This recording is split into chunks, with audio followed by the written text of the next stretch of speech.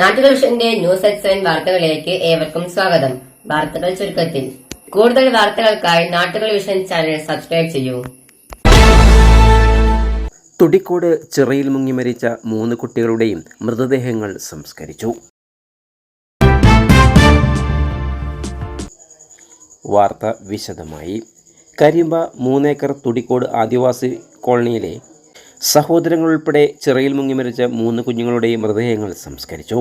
3 acre തുടിക്കോട് ആദിവാസി ഉന്നതിയിൽ രാധിക, പ്രദീപ്, പ്രജീഷ് എന്നീ 3 കുരുന്നുകളാണ് മരിച്ചത്. കൃഷി ആവശ്യത്തിനായി ചിറയിൽ വെള്ളം കെട്ടി നിർത്തിയിരുന്നു. ഇതിലകപ്പെട്ടാണ് അപകടം സംഭവിച്ചത്. വീടിന് സമീപത്താണ് ഈ വെള്ളക്കെട്ടുണ്ടായിരുന്നത്. കുട്ടികളുടെ മൃതദേഹങ്ങൾ 11 മണിവരെ അവർ പഠിക്കുന്ന മരുതങ്കാട് LP സ്കൂളിലും പിന്നീട് വീട്ടിലും പൊതുദർശനത്തിന് വെച്ചു.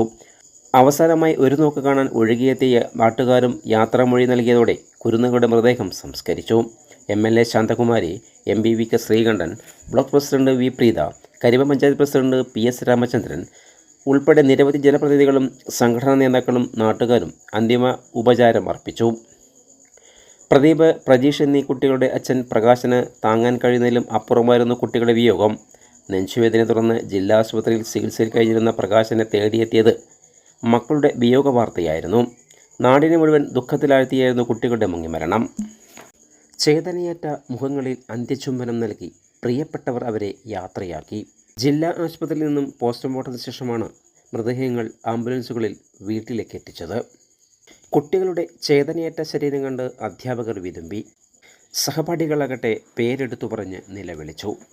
ഉച്ചയോടുകൂടിയാണ് തുടിക്കോട് ഉന്നതിയിലെ വീട്ടിലെത്തിച്ചത്. ചടങ്ങുകൾക്ക് ശേഷം പഞ്ചായത്ത് ശ്മശാനത്തിൽ സംസ്കരിച്ചു.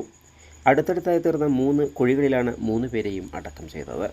മൃതദേഹങ്ങൾ പൊതുശ്മശാനത്തിലേക്ക് സംസ്കാരത്തിന് എടുത്തപ്പോൾ ഉറ്റ ബന്ധുക്കൾ പോലും തളർന്നു വീണു.